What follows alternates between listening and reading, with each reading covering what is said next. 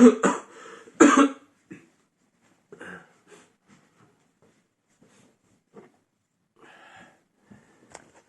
tayong tubig mga tropa. Wait lang. Ito mga tropa iniinom ko. Yung pinagbalatan ko ng orange, tapos lalagyan ko siya ng mainit na tubig. Tapos yun yung iniinom ko. Tinamaan kasi tayo ng trangkaso mga tropa.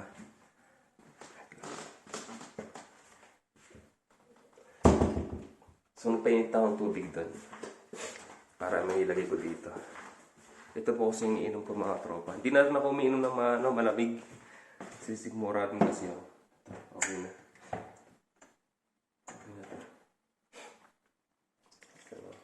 Ganyan lang.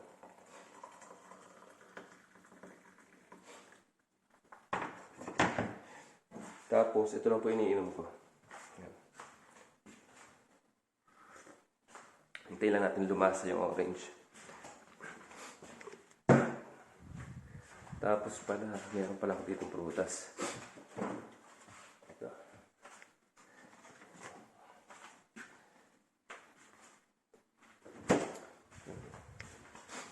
Tinamaan tayong trangkaso mga tropa. Kala ko makakapasok pa ako ngayon, hindi na pala. Nagpaalam ako na hindi ako makakapasok. Bale, uso nga pala dito yung sakit ngayon mga tropa, no? Lalo na yung trangkaso. Yan. Sa kasi mga tropa, siguro nadali ako sa init, pawis, ganyan. Tapos biglang lamig. Yun. Pero yung naman, damit ko naman, hindi ko pinapabayaan. Pagbasa na ako. Sa production ng mga tropa, no? Kasi mga tropa, sa production, malamig naman. Pero syempre, dahil doble-doble yung suot namin, meron kaming, ang tawag doon, parang kapote sa uniform namin. Tapos pag nagsabay-sabay kami gumamit ng tubig na mainit para hugasan yung makina, umiinit, pinapawisan ako, o pinapawisan kami. Ako, personally talaga, pawis na pawis ako, kahit na malamig doon sa loob. Pero dahil nga gumamit kami ng mainit na tubig, sabay-sabay, umiinit. Tapos pawis na pawis talaga ako. So, mga alas 4 o 3:30 pa ako nakapagpalit ng damit. O, di ba ang tagal? From 10:45 to 3:30 a.m. Saka lang po ako nakapagpalit ng damit. Tapos, pagpalit naman ng damit, hindi na ako nag-jacket pabalik. Pero meron pa rin kami uniform. Yung manipis na tela lang. Tapos, mag-inspect naman. Siyempre, gagamit din akong tubig. Minsan marumi din yung machine na ini-inspect ko. Gagamit ako ng maraming tubig, ganyan. Siyempre. Mainit pa din. Papawisan ka pa rin kahit paano. Pagbalik ko ulit, assemble na. Mag-assemble. Okay naman. Hindi ka anong pagod. Problema, hindi na ako nag-jacket. Kasi malamig naman ang kalaban. Yun. Kaya sobrang lamig siguro. Galing ako sa pawis, tapos nalabigan. Yun. Kaya, talagang kaso na. So, inuubo ako ngayon. Mga tinalamunan ko. Pero, hindi na ako sinisipon ng malala. Hindi naman. Makati. Tapos, masakit na yung mga kasuhan, ganun. So, uminom na ako ng gamot. Yun. Tapos, ganito. Kumain na din ako para may laban. Hindi na nga din pala ako umiinom ng malamig na tubig mga tropa. Halos maligam-gam na o kaya mainit na tubig na. Tapos sinaano ko dyan. Siguro mag-1 month na ginagawa ko na to. Mag-1 month ko nang ginagawa to. Na ganito yung iniinom ko. Talaga uso ngayon yung sakit ngayon mga tropa. Ingat-ingat din tayo.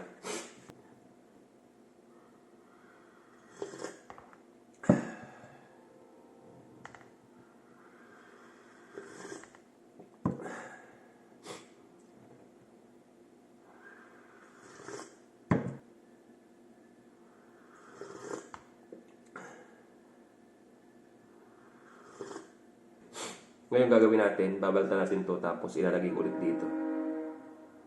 Yan. Lumano naman yung tren. Ganyan mga tropa, yan. Hanggang sa maglasa siya.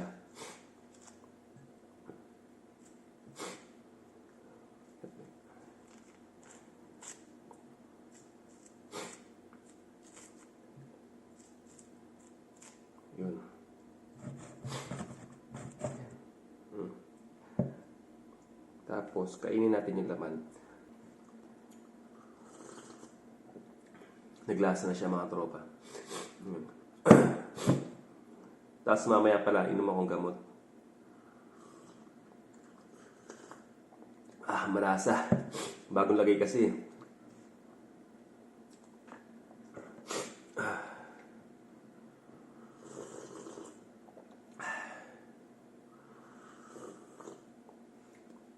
Sumasama yung balat. Sa abroad mga tropa, kapag may sakit ka, talaga mag-isa ka lang talaga. Siyempre, yung kasama mo sa bahay, nandun na yung mabibigyan ka ng gamot, ganyan, kung meron sila at wala ka. Meron ganon. Tatanungan kami kung may gamot kami, ganyan. Pero pag siyempre, alis sila, magtatrabaho na sila, di ba? Ikaw na mag-isa sa bahay. Tulad ngayon, umalis na yung kasamaan ko, si Consi, tsaka yung si Paring Jomar, umalis na sila, pumasok na. Ngayon ako na mag-isa dito sa bahay. Tinanong ako kung may gamot ako, ganyan. Sabi ko, meron naman. Meron pa. Yun. Pero siyempre, yung sasabihin mag-aalaga sa'yo, kapag may sakit ka sa abroad, walang mag-aalaga sa'yo. Meron siguro kapag talagang masama na yung pakiramdam mo, bibigyan ka ng pagkain, ganyan. Mga ganun. Pero siyempre may trabaho sila at pagod din. Yun, di ba? Kaya kapag may sakit, talagang sariling sikap talaga. Lahat, pagkain mo, ultimo yung pag-prepare ng mga gagamitin mo o kakainin mo, gamot mo, ikaw pa rin. Kaya dapat, wag maging tamad. Kapag may sakit ka, wag maging tamad na uminom ng gamot on time. Tulad ko mga tropa, talagang on time ko talaga yung gamot. Kasi mga tropa, hindi ka gagaling kapag yung gamot mo sala sa oras. Gagaling ka siguro matagalan, mga ilang araw. Yun. Kaya on time ko yung gamot. Tapos kumain ako kanina, kahit hindi ako nagugutom o wala akong gana, yun, kakain talaga at kakain kasi iinom po ng gamot. Pilitin lang. Kasi sa abroad mga tropa, talagang walang mag-aalaga, kundi sarili mo lang. Alagaan mo yung sarili mo. Sa tagal ko nag-abroad, talaga nasanay na din ako na ganito, na kapag may sakit ka, ikaw lang talaga. Walang iba mag-aalaga. Sa abroad mga tropa, kahit na ayaw mong bumangon para mag-prepare ng mga kakainin mo, ganyan. Kahit wala kang gana na bumangon, wala kang ganang kumilos-kilos, kasi nga gusto mo magpahinga na lang. Pero kailangan mo kumain.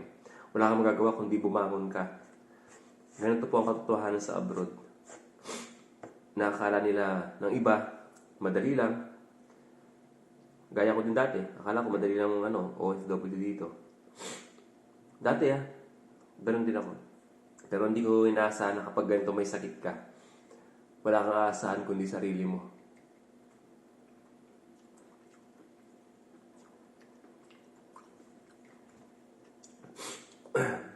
Pero syempre, may kaibigan ka naman o kasama sa bahay.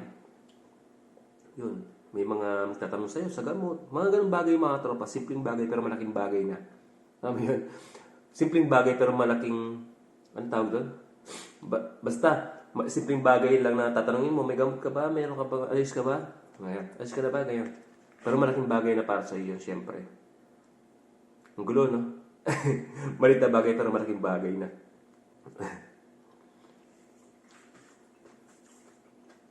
Sa kayong mga tropa, nararamdaman ko na lang, alam mo yung masakit yung mga kasukasuhan, ganyan. Yung parang konting ganun lang, masakit na dito, ganyan. Tapos medyo malamig, ganyan. Tapos, nalalambot, gusto mo lang magpahinga. Tapos, yun, sipon. May allergy din pala ako mga tropa, no? Mamaya inom naman ako ng pang-allergy ko. Kasi kanina pahinga ako ng bahing. So, hindi ko naman pwede pagsabayin yung gamot. So, mamaya, kasi na ba? Eto, may gamot ako dito. Yung mga pang-allergy rhinitis ko. Inom na pala ako kasi kanina pa ako minom ng BioFlu.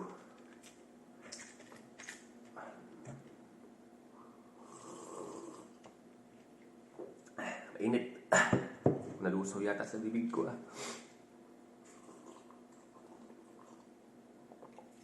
Ito mga tropa, ang ganda ng benefits nito sa katawan.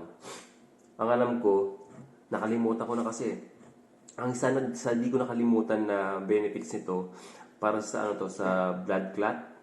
Yung mga namumuong dugo ba yun? Bumaparang dugo, ganon. Yun ang pinaka natandaan ko sa mga varicose vein yata. Kasi may varicose vein ako dito sa ano, yan, sa paa. Siguro dahil sa palagi nakaupo lang sa school. Tapos, nung trabaho ko sa SM, nakatayo lang. Tapos, walang galaw-galaw. Naghahantay ka ng customer, ganyan. Yun. Siguro, o lahi din. Kasi yung mga lahi namin sa side ng tatay ko, may mga varicose vein. Pero yung sa akin naman, medyo unti-unti pa lang. Pero padami na. Hindi ko mapakita yun. Ito. Pero hindi pa siya ganun halata. Yun, sa mga blood clot, yun yung benefits nito. Hindi ko na alam yung iba mga tropa, di matandaan eh. Pero maganda rin ito sa katawan. Tapos, ang ano pa pala mga tropa, kapag uminom ako ng mainit na tubig, o kaya maligam-gam, pero usually pag umaga, bagong gising ako, ang ininom ko yung talagang mainit. Yung parang pangkapi talaga, pero tubig lang talaga na mainit. Tapos yung yung dumi ko,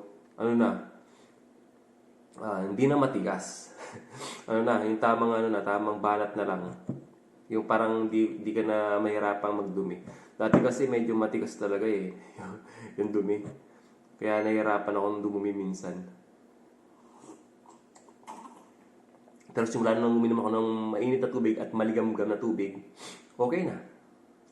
Yun. Tapos, hindi na nakakasimisik mura katulad dati kasi pag malamig ang ininom ko, pag nasa company ako, pag lumabas ako ng 4 a.m. o 3:30 a.m., inom agad ako malamig.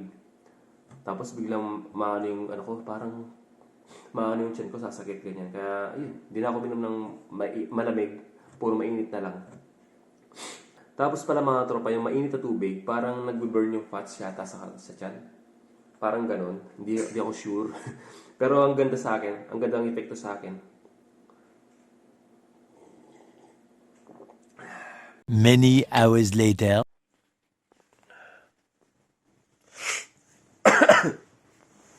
Good morning, guys.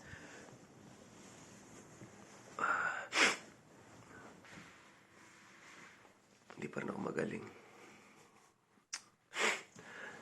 Ay, hirap. Bangon tayo. Hindi ko pa nainom to. Wait lang.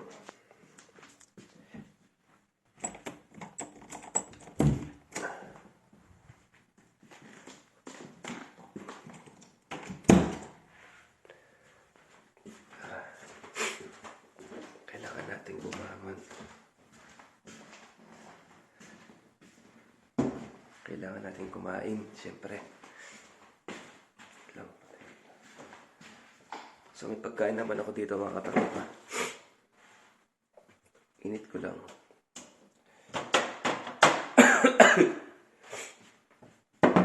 Tapos kanin lang. Ganun. Ay, hirap.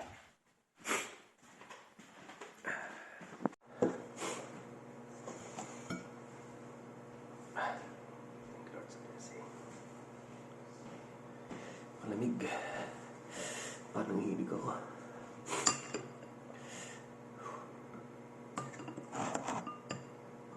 So, ang ulam ko mga tropa, isda. Isda na ginataan.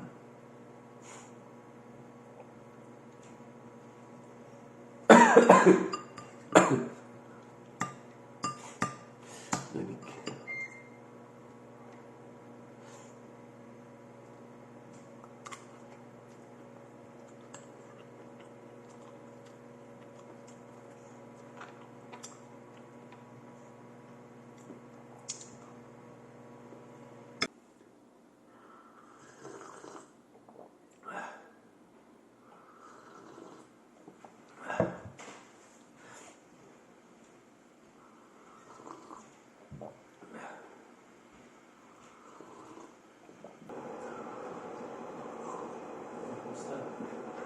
Kaya pala. Lagat ako gabi. Ba't di ako pumasok? Nagat na ako kagabi. Kung pumasok pala ako, nayari ako dun. Uuwi din ako.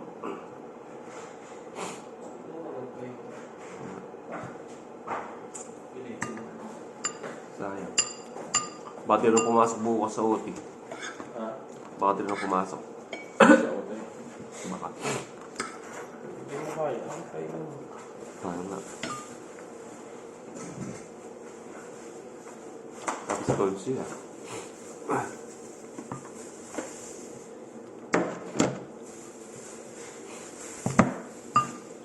Medyo okay na. Ganun pa rin kagabi. Kaya baka di ako makapasok bukas. Bahala na. Ayun naman. Pahinga na lang. No?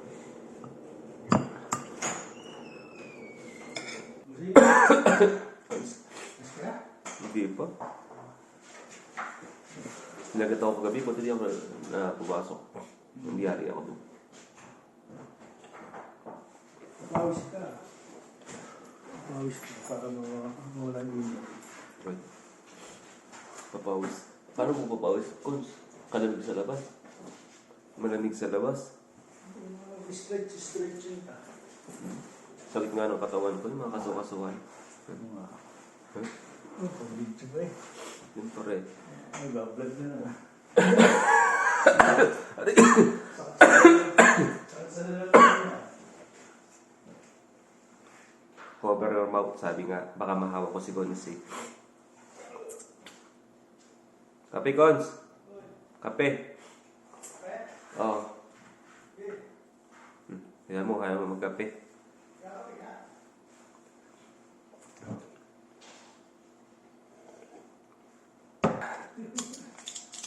Walang bang kaya sa na. Master Reconcilia.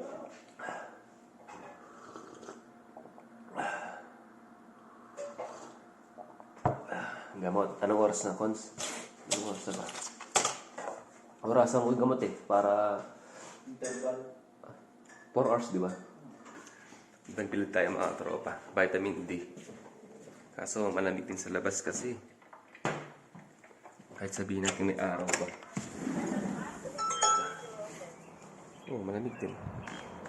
Oh, malamig din pala. Oh.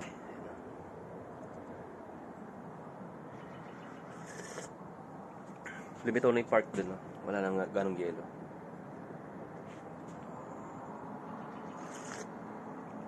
Wala, malamig din pala.